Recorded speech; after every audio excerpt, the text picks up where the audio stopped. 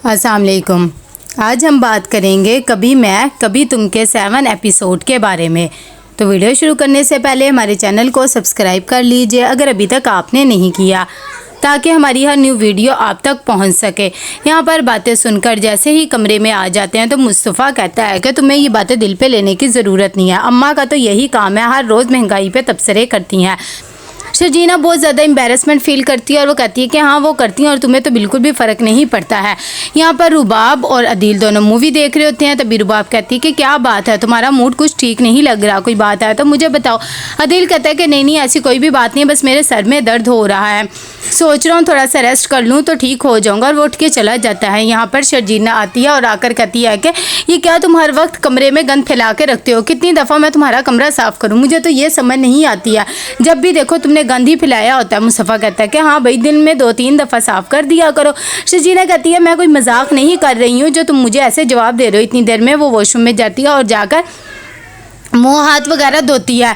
उसे दरअसल अदील पे गुस्सा आया होता है। जैसे वो मुँह धोकर बाहर आती है तो आकर मुस्तफ़ा को कहती है कि तुम ये क्या हर वक्त गेम खेलते रहते हो, इससे कोई पैसे वगैरह तो कमाते नहीं हो, फजूल में अपना टाइम वेस्ट करते हो।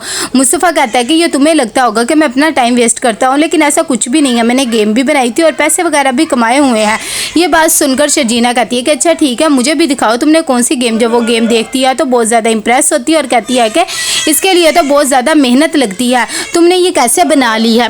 और साथ ही कहती है कि तुम इससे पैसे भी कमाते फिर छोड़ी क्यों। वो कहता है कि बस मुझे ये प्राइज़ जीतना था, इस वजह से मैंने ये गेम वगैरह भी बना ली, लेकिन अब इसकी ज़रूरत नहीं है। यहाँ पर सुबह होती है तो मुशरा बेगम फिर से बोलने लगी होती हैं कि महंगाई इतनी हो गई है, बिल इतने आते हैं और पंखे वगैरह तुम लोग बंद नहीं करते हो। ये बात सुनकर शर्जीना जब अंडा खाने ही लगती है तो वो फ़ौरन रख देती है कि कहीं उसकी सास ये भी देखकर बोलने ना लग जाए। शगुफ्ता बेगम किचन में आती है और आकर कहती है कि इतनी महंगाई हो गई है, रज़िया ने भी अपने पैसे बढ़ा देने हैं, मैं तो सोच रही हूँ कि मशीन वगैरह तुम ही लगा लिया करो। जब वो ये बात सुनती है तो कह देती है कि अच्छा ठीक है।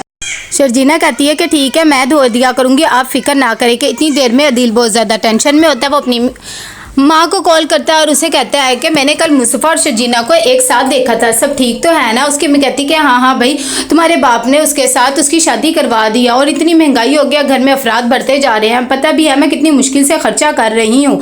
ये सब बातें शर्जीना भी सुन लेती है और वो खामोश हो जाती है। कितनी देर में मुस्तफ़ा उठ के आता है और कहता है कि अम्मा ने तो मुझे खाना बना के देना नहीं है, ऐसे करो तुम ही मुझे नाश्ता बना के दे दो, वैसे भी तुम्हारे हाथ में बहुत जायका है। ये सब बातें उसकी माँ भी सुन रही होती है और वो खामोश रहती है। कि इतनी देर में शर्जीना कहती है कि अच्छा ठीक है मैं ज़रा कपड़े वगैरह धो लूँ, फिर मैं तुम्हें नाश्ता बना के दे देती हूँ। यहाँ पर वो उसे नाश्ता बना के देती है और कहती है कि ये तुम्हें गेम के लिए किसने इनकरेज किया था, मेरे ख्याल से तो तुम्हें दोबारा से इस बारे में सोचना चाहिए था, डैड ने भी तुम्हें लगा के दिया था काम का, लेकिन तुमने मना कर दिया। मुस्तफ़ा कहता है कि भाई मेरे से ये सब कुछ काम वगैरह नहीं होते हैं, ना ही इतनी मेहनत की जाती है, तो इसीलिए बस मैं नहीं करता और कोई बात नहीं है।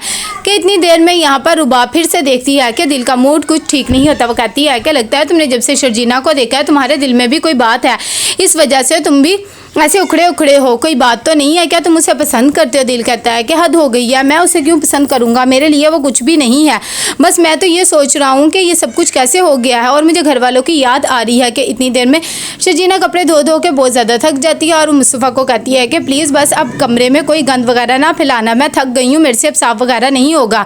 वो हंसने लग जाता है और कहता है कि अच्छा ठीक है तुम्हारी तबीयत ठीक नहीं है, आज जा तुम बेड पर भी सो जाना। और साथ ही कहता है कि मैं तुम्हें कोई बाम वगैरह देता हूँ, लेकिन वो मना कर देती है। रात को फिर भी जब वो घर आ रहा होता है तो उसे याद होता है कि इसकी तबीयत ठीक नहीं है, वो उसके लिए बाम लेकर आता है।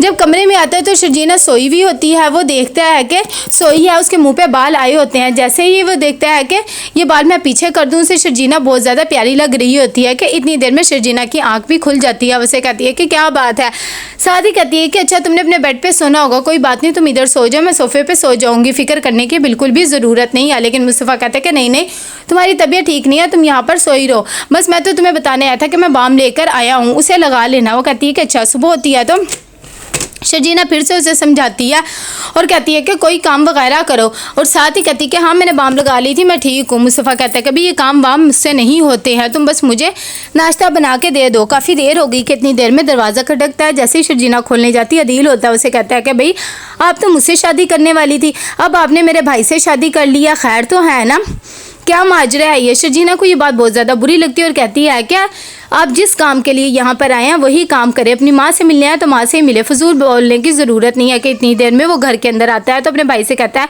तुमसे मिलकर बहुत ज़्यादा खुशी हुई और तुमने शर्जीना से शादी कर ली, ये जानकर भी बहुत अच्छा लगा। मुस्तफ़ा कहता है कि हाँ बस।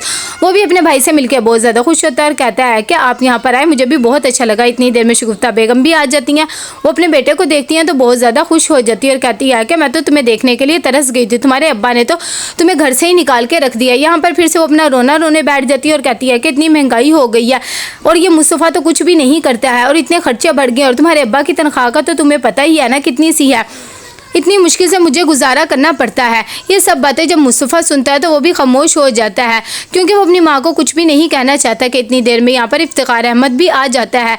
जैसे वो देखते हैं कि उसके घर के बाहर एक कार खड़ी हुई है वो भी परेशान हो जाता है कि आखिर इतनी बड़ी गाड़ी में कौन आया है। यहाँ पर अंदर अदील अपनी माँ को चेक दे रहा होता है और कहता है कि हर महीने में आपके अकाउंट में पैसे वगैरह दे दिया करूँगा। ये बात सुनकर इफ्तिखार अहमद बहुत ज़्यादा गुस्सा करते हैं और कहते हैं कि मैंने तुम्हें मना भी किया था कि हमारे घर में नहीं आना, उस अमीर लड़की के पैसों का रोब हमें ना दिखाओ। अदील कहता है कि आप मेरी इंसल्ट कर रहे हैं और वैसे भी यहाँ पर मैं अपनी माँ से मिलने आया था, लेकिन वो उसे घर से निकालने का कहते हैं और कहते हैं यहाँ से निकल जाओ। उसकी माँ बहुत ज़्यादा समझाती है लेकिन फिर भी इफ्तिखार अहमद नहीं समझते। जब वो चला जाता है तो वो बहुत ज़्यादा गुस्से में होते और कहते हैं कि शुक्र है मैं जल्दी आज घर आ गया, अगर मैं लेट आता तो तुमने तो उसे अपने सर आंखों पर ही बिठा लेना था।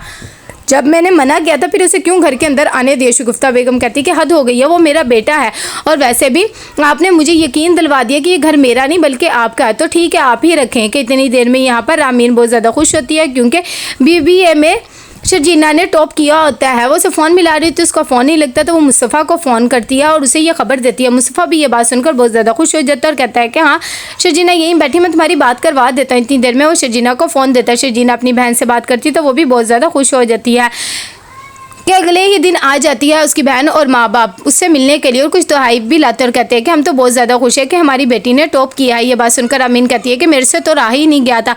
हालांकि यमुना आपी भी आना चाहती थी लेकिन उनके ससुराल में दावत वगैरह थी तो मैंने कहा आप बाद में आ जाना, लेकिन मैं तो अभी जाऊँगी। यहाँ पर इफ्तिखार अहमद आते हैं और आकर शगुफ्ता को कहते हैं बाहर मेहमान वगैरह आए हैं, मेरे ख्याल से तुम्हें थोड़ी देर बैठ जाना चाहिए और ये गुस्सा वगैरह अब छोड़ दो। लेकिन शगुफ्ता बेगम कहती है आपने मेरे बेटे को मुझसे दूर कर दिया और खैर मेरे सर में बहुत ज़्यादा दर्द है, आप ही अपने मेहमानों को निपटाए, मुझे ना कहें। इतनी देर में वो सो जाती है। यहाँ पर अदील बहुत ज़्यादा गुस्से में घर वापस जा रहा होता है। तो कैसे लगा आपका एपिसोड, लाइक शेयर करके लाजमी बताइएगा। अल्लाह हाफिज़।